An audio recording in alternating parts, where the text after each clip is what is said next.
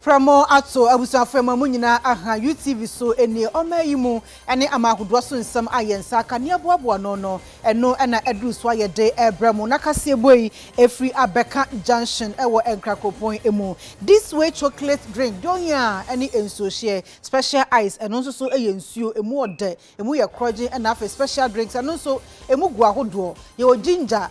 eni de kekeka ho nyina ni nyina ede papa ni sentu kwa adwaso a no waton bebre obi aba ofia no atumi anya bi anom sa enwumakoi ene afoforo enkae na akabom asuasne aprem to brekasebo ye de ebramo ewo UTV so ewo enka na kasebo no de bedimu akotini bi enie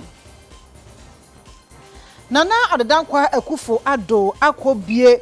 ultra modern assembly complex kama pa adane e de manu Dwabe North Kropon assembly no Sanso ena asoye hwe main bambo so wonum ene nimdifo a wabene ye power bambo ena afenso enkrato ensemu no ehia wonum to adwen e de afa main bambo eho sanso ena yekọ ensam foforo mu a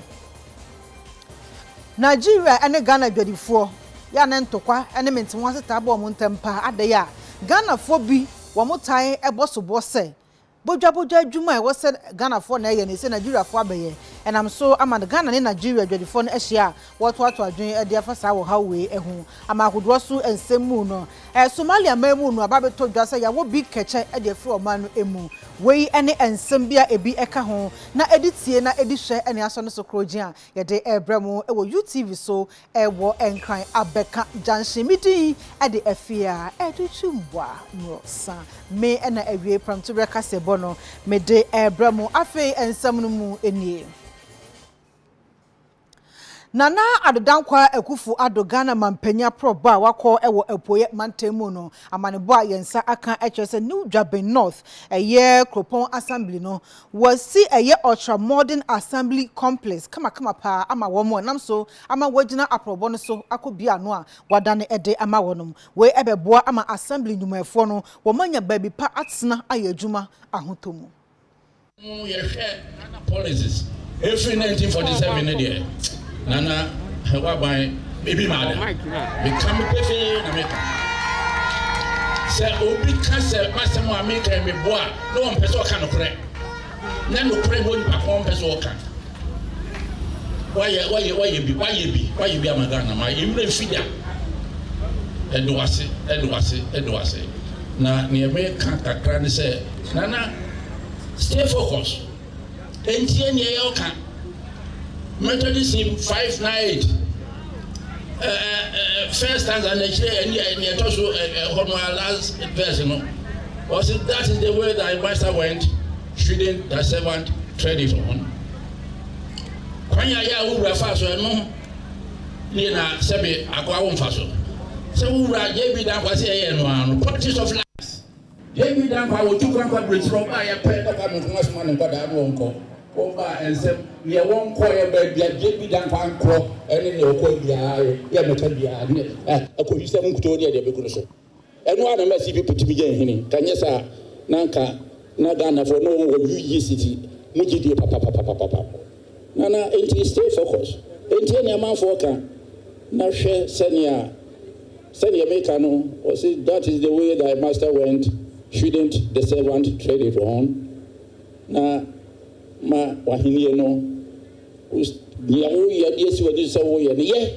assembly 2017 ana misali legislative instrument I don't know New Dwabe North district assembly ebano na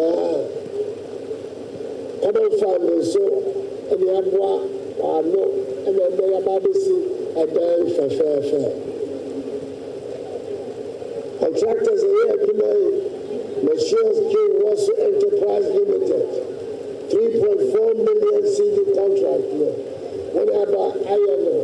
the fair my baby you don't want some papa Masana koso bele bra say people get say that kata we say when who the air koso we go no ma you make our answer wele is Ghana adwuma pii akoso abansi se no ye boso ayo ene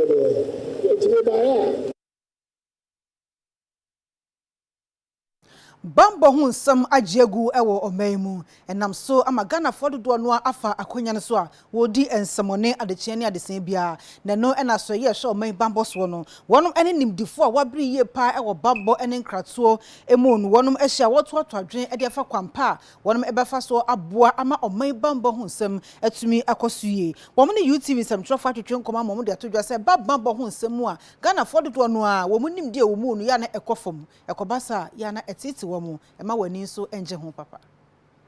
We don't get our act together, things will not be well for us. In your own house, all right? When you sleep in the night, you lock the door. Are you getting it? Why do you lock the door? You lock the door because you expect that somebody is likely to come and attack you, or somebody is likely to come into your house uninvited. And so you lock the door in order to keep yourself secure. As a nation, we don't think about that. We don't think about locking our doors when we go to sleep. We are not security conscious. Every single one of us. And so you make it a difficult thing for the security services to work. What simple things that you have to abide by, you refuse to do.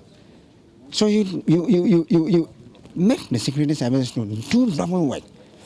But security is a shared responsibility. So if you do your part and he does his part, everything is fine. If there's an attack on this country, you can bet that our soldiers and our police people will do what has to be done. Are you getting it? They're not inefficient, but just that they're working for you, and they're doing it for you. So if they say, don't pass here, and you decide that you want to go there, what do you expect to do? You end up seeing that there will be a problem. That person will now have to force to get you out of the way before he now counters the person who is threatening you. They make to me, I can say, work in progress. Because I work in progress, I hear baby. So baby a nani fi kakra bia catcher say baby a ye fi na any baby a ba bedru no say ye koswa kasa ye koswa na ye ne mpanyimfo no nye wo hwe de esisi yen around yen sub region here ni nyina because ankra na say CSOs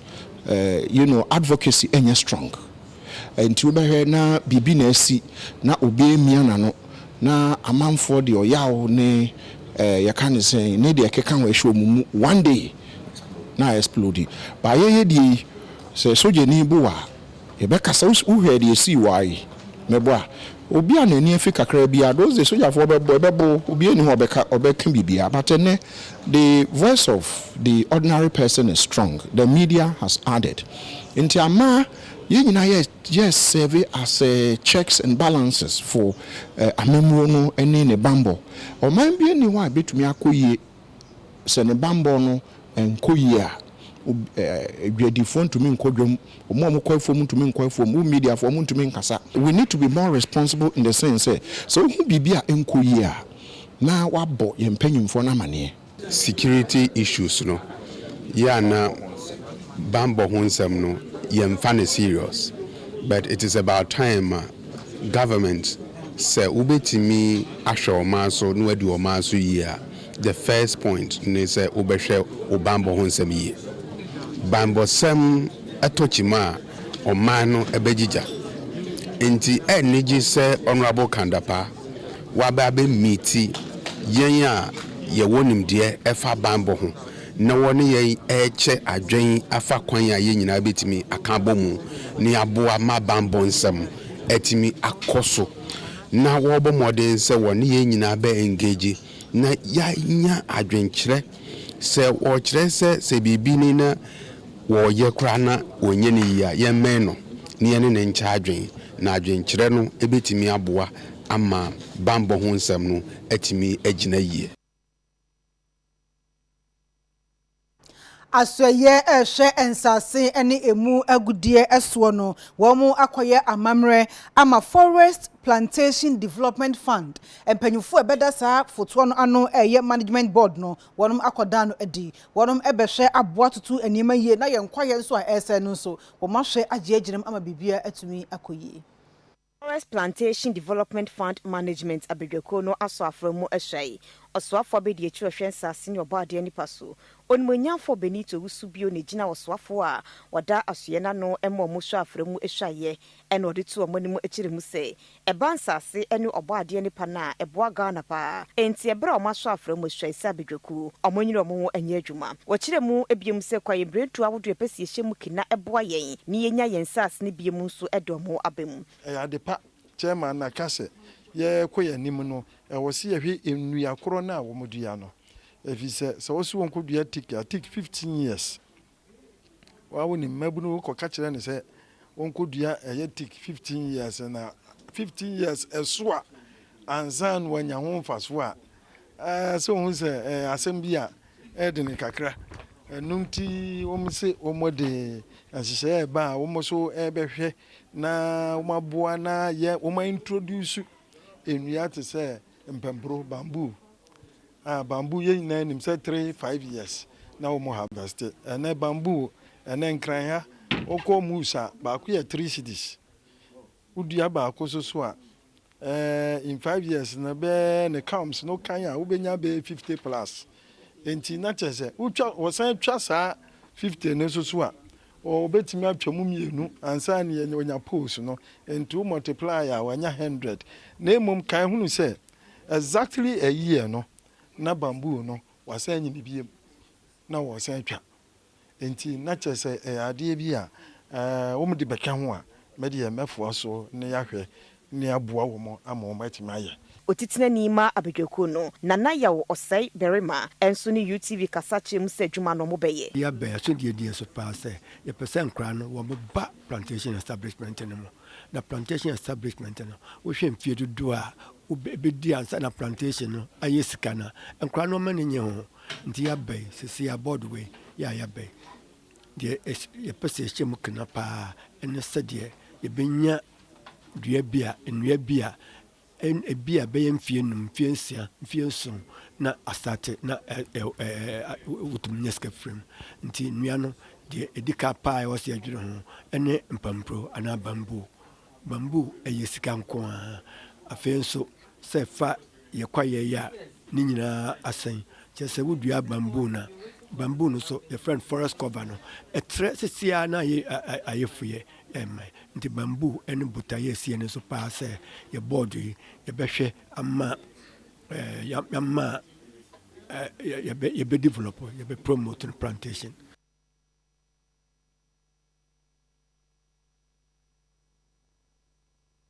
Driver and Vehicle License Authority DVLA wo panyia owo apue mantam akasa de atodwa se mantam ne mudie wo madwuma enkoso papa ne nyina ne se network no enhyeda enye adwuma e wo fompa DVLA impanyin chirima sa fifa onga che yade a ama wonga kwanya ne ahyenkafo anase wonga wosom won no edi insa woso sene be ya wona won betwetwe nkomo ahwe baabi a woto sin ne mpo onga hyemukina na bera UTV insentwerofo ne ononyamfo Sevenus Makwei oye Eastern Regional Director order DVLA anotwetwe nkomo na ochirimu se we have some challenges, particularly if it comes to the network. Somebody may ask a permission from his workplace that is coming to DVLA to spend 1 hour to deal with us or come and transact business with us, and he will come, the network will delay the person throughout the day. It doesn't augur well, it doesn't speak good for DVLA. So we choose this year and this particular week to celebrate the customer, so we can get the access and explain certain things to them, some of the challenges that we go through that they need to know, so that at any point in time they will have all the patience for us. So today, this week is a very special day for DVLA, celebrating the customer service. Ononyamfo Susanna Nelson no ye regional administrator DVLA no ne UTV insentwerofo twetwen nkoma ochiremu se nipa won won ye adwuma nyina ya ade a wo abotere ma won sanse eto da bia na intentan a wodi dwuma no edi won hwamon so ni nyina echi no nipa benya abotere atenase na onga som won okwampa so. Take this opportunity to thank all our customers, all our charity clients. Say omuba munya abotere ma ye omumbe ye dede omuti asie se ne akoso na enye say ya sheda, but ya sem na yentumnya wo hwe. The mukra my advice on how to go about it. And I want to take this opportunity to thank all of them. Yadamunyinasi, I mean, Sham, say, Manya Botre, only by a Juma. Yes, Susan, I banya Botre, and by a Juma. That must say. Titano, Omode, a mentality be a show, my dream said, DVLA, dear, Oba, I just say, Obi, now we do him, and Sana wait me do Juma, but a no cre. Oba DVLA, now we are office Nima. Officer Bia Obehuni Bia, so friendly. No back, dear Opesa way, no, or non Casabeshe. No, I direct you to the appropriate officer obey amount. And the Omo Casa DVLA dear, Uko DVLA branch be I just will be doing him no. Pacho and they make us no cray. And watching any pay ya once waba hobby wonjuma a customer see UTVs and trophone a binomo chain in common. Me buy. I thought crass say usual me fee a bear say 2 and massa 12 gram boy. So maybe I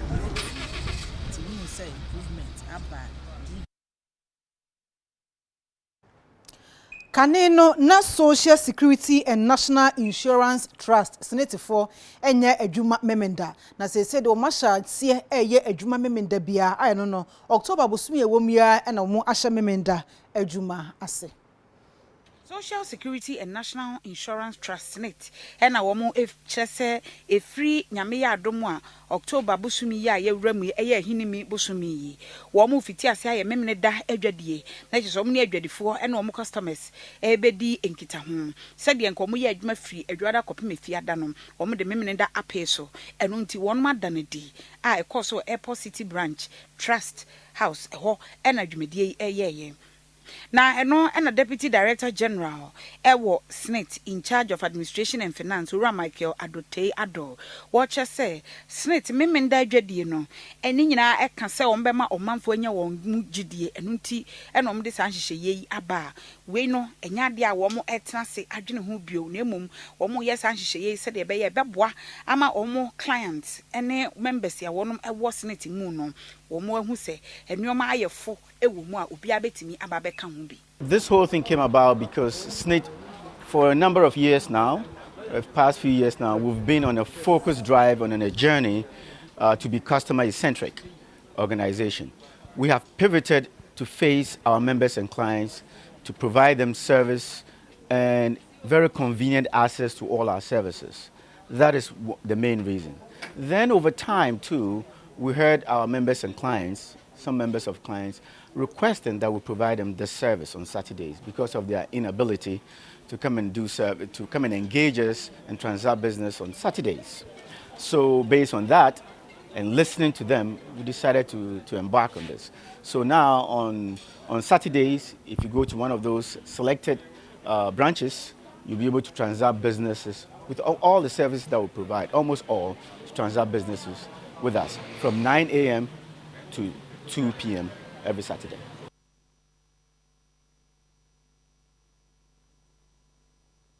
Abibram atoye aman ekabomko eye ECOWAS yenyane ntie se wo munhie mu etoso aduonu mienu Ghana kro ede efutu eho eno mobeye no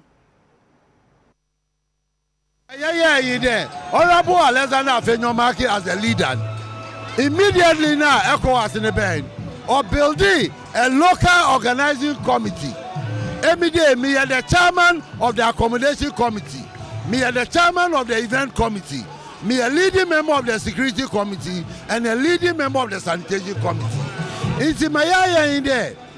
You are very ready. You have formed all the committees. Yes, here twice a week. We are ready in terms of resources, the road, the light, everything. Honorable Afia has provided 1,800 street lights, which in the next 2 days will flood every street to eliminate darkness. Yato electric poles over 1,000. Baby, ya contract the party boys in collaboration with Zoom Lion to clean the town on every day. Now you make sure that it chronic be fit. Fortunately for us, or your university community, it's the chronometer. It's the kakra in there. You make sure Yeah, as I hear yen, Oba brand the futu in line with the futu dream. We are Ghana Ports and Harbours Authority mpanyufo eda anono ababeto dwase wonum akọ apro e wotema ports akọhwe won dwumedi ahodo a ekoso ewo. We have a better appreciation of the scope of the duties of management and staff. We also went to the MPS terminal and we've seen what they are trying to do. At the end of the day, DPHA is placed in a position where it has to facilitate international trade between Ghana and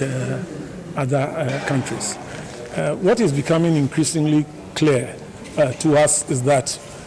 there are a lot of other countries who also use the services of this port, and that must have implications for revenue generation. It also, I think, will help position Ghana as a gateway, not just to the sub-region, but also as a transit point for other countries, both in the south and north of Tema. I think Tema is uniquely positioned, and I'm very happy that we have also staff who are properly qualified to deliver on the mandates that we've been given. So today I'm happy I saw what I saw, the explanations given. We've taken all those explanations on board. For board members, it was important, and we agreed with management from day one that we should have some sort of orientation. All those who are into import and export in the last 2 years, if you compare, you notice that freight costs from China or Europe to Ghana and the rest of the world has increased. It has increased significantly to the point where the shipping line too has no choice but to ask the importer to pay. That is one side of it. The second side then is the local charges that shipping lines have been charging. And of course, they've introduced a number of things, local port handling charges and the rest. That Shippers Authority is working with GPHA to try and address. So it's not a single agency responsibility that the Port Authority is supposed to find a solution. But we are looking at that solution in conjunction with Shippers Authority and then also the Ministry of Transport to see how we can dialogue and try and see which areas this kind of cost can be minimized. But again, apart from just dialogue, there's a need for legislation that can provide the necessary backing to help. And I think Shippers Authority is looking at its law right now. Asoye share the bo ene abefo niema hodo eso wonom ene digital transformation center aka abom edwonsa ahyantiase apam asea eno bebo kwan ato honom ama oman yetumi agina abefo nimde so ede aye ne bebre na aboa ama yensi kasam ene abrabo yenwuma nyina mu no etumi de ensesaye ene yedie aba. Enkitaudie Asoye ene digital transformation center a eno eye Gis Ghana for aka wonti apam hui. Amoche se nimdie no modi ba be Ghana for ede afa abefo nimdie hyehyeye aba ne ho afenso Ghana Investment Fund for Electronic Communication ebesisi ICT centers ahodo ewon kruto beye aduanan mu we ebeboa papa ama Ghana afidie badwen ba nimdie no yenso yenyamu chefa na afei abefo hyehyeye aba ema ewiase tumpon no yenyamu chefa ebradwumedie no ekoso no osoafo no hwekitaudie so ekasaye yewo community ICT centers ayesisi ewo Ghana ha nyina wo nkronkitwam enti as part of sa programme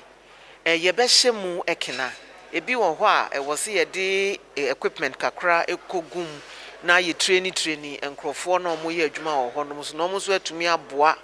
omo ete sa mpotam ho no enti nye nkron kese mu nko a ne ye sa adwuma. In fact programme ne focus titru nkron ketwa eni nkrase enti yen ICT centers na e friend CICs na ewo ho no eho no mo be use as training center no mo tesa mpotam ho no mo no aba ho aba benya sa enkyerɛkyerɛ no no mo nso so e de abowombra. The context, I'm the German ambassador to Ghana, And for Germany, we are very hopeful that Ghana will embark on a post-recovery path, and that we hope that this growth path will be inclusive. And if we are talking growth, we are talking about digital world. If we are talking about inclusiveness, again, the digital dimension is important, and we would like to see the digital gap to be overcome in Africa and in Ghana. And this is the context for this signing today. The Memorandum of Understanding is a basis for future cooperation in order to enable more women, more young people, more people in rural areas to gain access to the digital world, to gain technical access, to gain the necessary skills to have access to the digital world. General Secretary Emma MPP Amanyokono akasa adiatu MPP ekoma anim se ani de mada emra a omde ye adwuma e okuo ni mu no wo hwe se obetumi adi obuo ani de amasamra no na wadi so ebrebia Afin pinu eni aduonu nine 2024 about de yanimi empinifo dodo na ewo NPP Amanyokonum no ena de wona adwumpo adi se nyankopon eya adom na se wonya obetu franka e de MPP Amanyokono empinifo ni bi ene boache agyako omampanyina bedi ekire Dr. Mahmudu Baumia osoafo ohwe dwadie so alankwajo kiremanten ena osoafo ohwe hwayeso Dr. Afriye Akoto MPP delegate conference course ewo apoye mantamu no ena constituency chairman ewo wo kirepone efuradwa eno de to amanfo nyina nim se ono de omampanyina bedi ekire Dr. Mahmudu Baumia eno otanachi se afin pinu eni aduonu na 2024 ontu franka enfama MPP Amanyokono senka amanfo nyina ne be ya adwen a onto aba enfama Dr. Mahmudu Baumia we na General Secretary edema MPP Amanyokono Jombodu edi betu dwa se ade opanyini ni ye no enam na kwa mukra MPP Amanyokono ewo nhyehyɛ ne kwan ewo se wo fa so edidi wondwuma samre no nso ye si ye campaign ede ema obi emponi se wota obi achi a eni kwa se wo furu adwa kese sa na rekoto nipa nyina nim se wo de asemesi ena wota nachi sei ena opanyini no ekire mu February thereabouts. We saw a lot of people who want to succeed His Excellency Nana Addo Akufo-Addo. Their posters were flying around, they were campaigning in disguise, they were flying posters around, they were making statements, some of them were calling for meetings and all that. When we came before you told us that we should go back and organize a National Executive Committee, a National Council, to put together a code of conduct that will guide parliamentary and presidential elections. The code of conduct is in place. I want to plead with you. The code of conduct is in place. This is not the only region that we've come to. We're in Savannah region, we're in Upper West region, we're in Upper East region yesterday, and this is the fourth region that we are in. I think that what I experience here is not right. We must be careful. We must make sure that we do what the rules of our party requires us to do as a party. I would to Senya West, Mrashibedjani, I wone, Ononyamfo Gizela, Tete Agbutui, Wakasa diatu Ghana men enemy say, Yemfa akukodro, empri dibre ewo memo, Nibetumi ejina sa dibre so, edi aboa yemfefo ema. Na awutu Senya West Mrashibedjani, Onumunyamfo Agbutui na Wakasa, ewo maba subodi ejumedi etoso 9 no ase, meche Ghana Outstanding Women Awards a ekoso no. Ena ochire musese oba ekite dibre bia woye ema no ye fe, seye amanyosem efisem anase enwuma totoye, omoye emeho tipa. Wode afutuo ema emaya se social media no, yemfa so se ya brabo ewo akwampa so na emoa yen, na yentumpon enkoyenim. Emba nankasa, we have to stand up and be counted. Obasha census results now. Initial census results no more releasing now. Already no mbano, we are slightly more than the men. With a 30.8 population in Ghana, no, we are slightly more than the men. In Siyankasa, it is a choice. I say we have to make that choice. It may be also political leaders and leaders in all spheres of life, business, entrepreneurship, and all that. Maybe I say a younger ones DH. Sometimes we be sorry here, but if you only have boldness to do to take that step. Nana ya akonedu Mama Africa. Wakai news ewo Peace FM odi dwumadie bebrebo ahwe ema enipa setena mutumpon yebo no abaso. Ema ye ho adwuma na ye den edoso enti menam kwan we so e ka kire ma nyina se ema obia be mummu ade bi ho a wo hya ase a ibebu abam enema bi ho no mo a wo ankasa wonim de wo mu obi nte wase ema de on te wase no embre wo de wo ye na se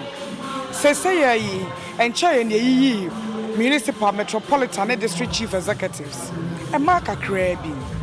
e ka bibi kire yen ema me pamocho ye niema bebre nanso yamadodo no akadem yamani frase mpie na amanyosemu adwumayemu ene bibia mu dada setena mu ebasa ebeboa amagana ene wiase nyina ayede. Christiana awuni sunya abasobodi a wakasa ye me ka kire ma so omunya akukuduro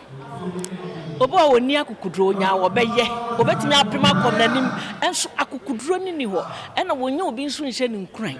enti se wonya obi no hye wo nkran a pem kɔ wanim ena afen so entwen kra sese no bibia kɔ nanim obi ani abie sɔre waka baabi a wote a wayɛ bom sɛ bom pata mesrɛ sɔre waka na yɛ adwuma pa bibie award e ba ye enye actress nko a adwuma ye ni bia wɔyɔ wɔ ba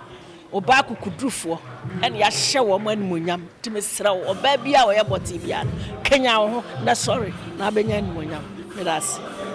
Afia asantua aduomi eka wonom hyehyɛ adwumadie no ho ɔno nso nsɛmɔde to dwa enie awards na mankwa awards esan sɛ ohwɛ Ghana ha awards bebre wa ha nanso emema ne dominate pa and emma so asɔre a emre a etwa mu ene sese yampo no ɔmotu ɔmone sis humanitarian any philanthropy works so emma bebre kɔ all out say omobe impacting in crop for lives enti sa anamontio no enya anamontio keto ase obenya obi aso mu impato nsio ba ko se wode koya adoye no den enti sa wonya emma omo etimi bom ho modern wo sa kwan no so na wo se ye celebrate om na ye hye om nkran na ma obi ehu se ampa emma ye boy ho modern wo empowerment side no so na emu meba no se ye boa society ni individuals so a ye ntosi Wani eye ebibiduro ewo omemu bedwa eda wano no womu akasa ede atodwa sese wani abrepa ache se woni a enim ebibiduro ho hwe nanso sikani brebo ninti wosode offensuo no de bidie kakra wano ate haban bia posa no de agum no de nam kokko aduro no oton bu nkrofo no safo no womu ebehwe eto mu nyina ase na opanyi okasa ma ekuo no anampo bedwa no numo blafo otoso miensa woni UTV adwetwe nkomo Opinion okasa edema traditional medicine practice council enu numu blafo a wotoso miensa opinion no UTV kasa enu wo kire mu se nipa bi enam sebua kwan so eton bibiduro ema nipa enya du papa we ama wona wodi bibiduro hu dwa no oje dimbo ne pa ni sa yo ntini mpedufo ede nhyehyɛ egu akwa mu se wona wodi bibiduro edi dwuma enam na kwan so nyina no obehwe na wotu won so sa ansa na wobɛyɛ sese bia wobɛton bibiduro anase wobɛyɛ bibiduro Enfani say ye wo de wo mo ye indigenous anu de wo mo de bibiduro na se ni aye tonu jaso no ana se bia wo mo de ahye machine mu aye no eduro aye ton na ye wo alternative for de wo mo ye ti say homeopathic ni de keka kan wo ye na traditional medicine practice council no ye na ye hwe wo mo so na ya hu say bi mu wo ho adwuma wo mo ye no wo mo mba ye ho mbagi tumi krata na wo mo ye adwuma no ebi nso wo ho a wo mo abagi tumi krata no but I spy ebi mu nso wo ho a ebia se ne wo se wo mo ye adwuma no nsefa no enye saa na wo mo ye adwuma no nti sesia no ye pa ma obi a te se saa nkrofo yi nyina ye ba wo mo so ebi se ne bebre akokot ebi wo ho a wo mo renew wo mo license ebi wo ho a wo mo ye license no krampo nti yensa ka wo mo a ye ne wo mo wo court a ye adwuma but sesia nso asamba ko abeto dwane ye nuan ba ko a kafra o ma e ba ne aso ye ho a obegi ayaresa na oni wo mo ye ayakayaka de na we nso abeto ye nim ntisese no wo mo nso ye ni place no anase facility o ye adwuma no yatum ma ni license o de ye adwuma ya ye ma no de ya revoke if say wa breach your standards of ethics ni de keka ho nti sese ano ye pese obia enya gide ewo bibiduro ayaresa mu se ade ye adwuma but ebi mu nso ho se ye adwuma no nti omo afa ho de ye de enye nti ye pese obia wo bekọ obi ho se wo ko dia ayaresa wo hwehwe se ayaresa o de ma wo no se wonya wadwenye wo na se wadwenye wo na kakra e pese wo san pa microphone mu be report ma ye se ne be ya enso e be kum na ya ko hwe se adwuma o di no owo hu krata se wo so di sa adwuma no ana se e bia kafra wo onam na wa hia obi ama nipa na kire no bibi keke no no nso e de ye bibi e de adidi Bojwa adwadie ewo memo no Nigeria fo ne Ghana fo tabo ho atwade pa na no ena Nigeria ene Ghana adwadifo yi wonom aka bom at tax force a chese ne nyina no efa eye bojwa adwadie hu na tax force no ene o mahia ewo nkran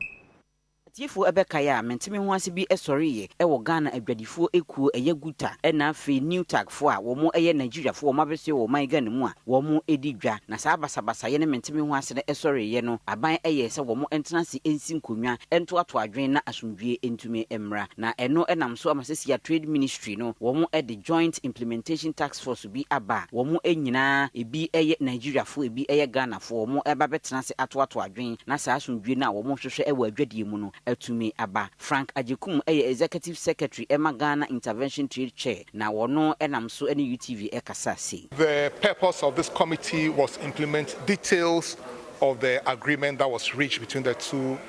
governments. Unfortunately, the Nigerian traders raised some issues that they said they were uncomfortable with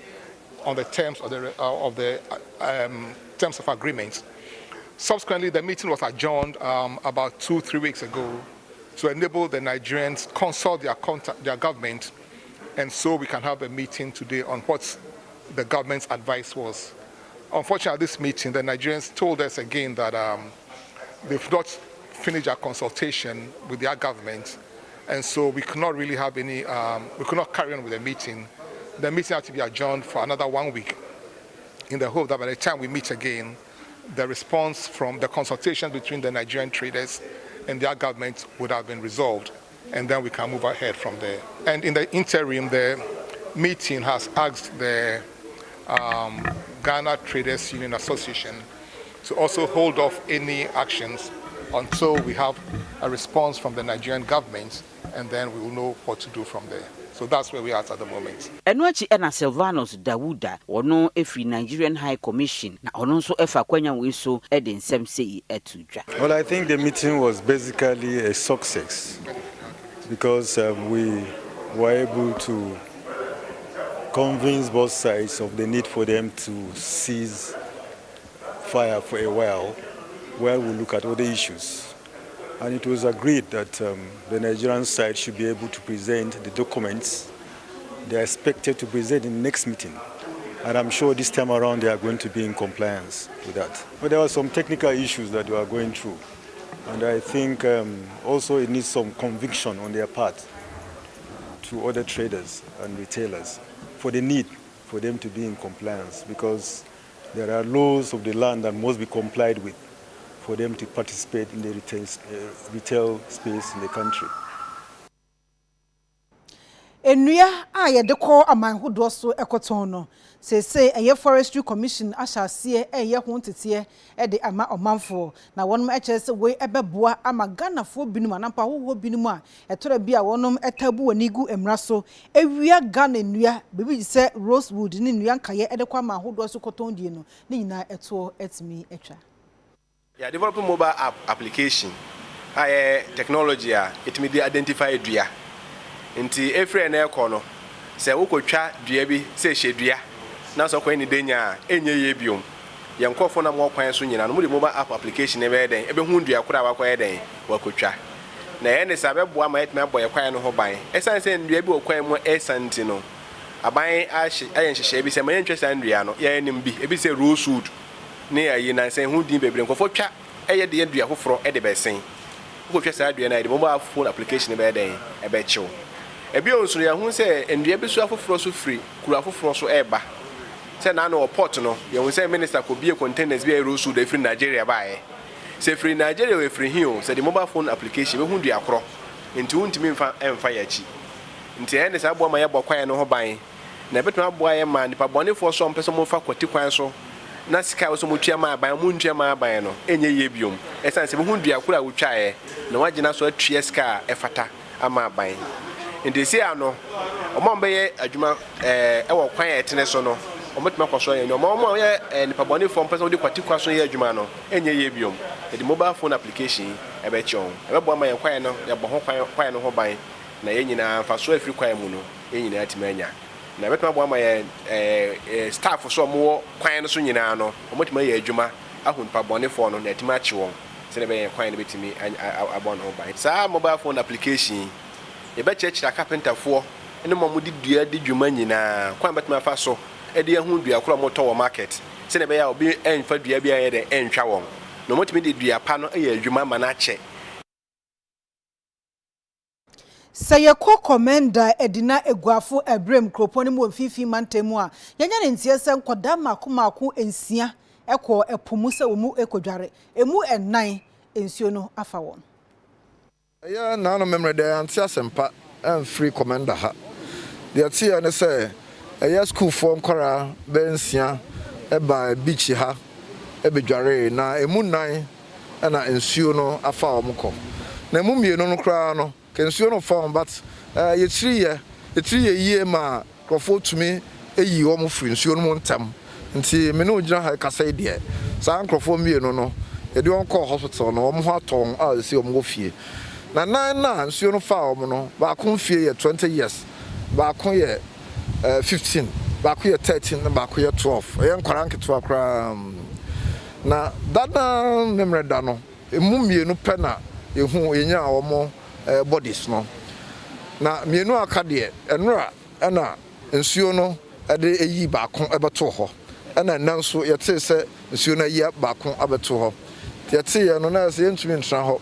sanse asem na ni so se ye ba na ye behwe de asiye de ma no baaye na ye ne empanyefo ye ba nso ye beto assemblyman nine honorables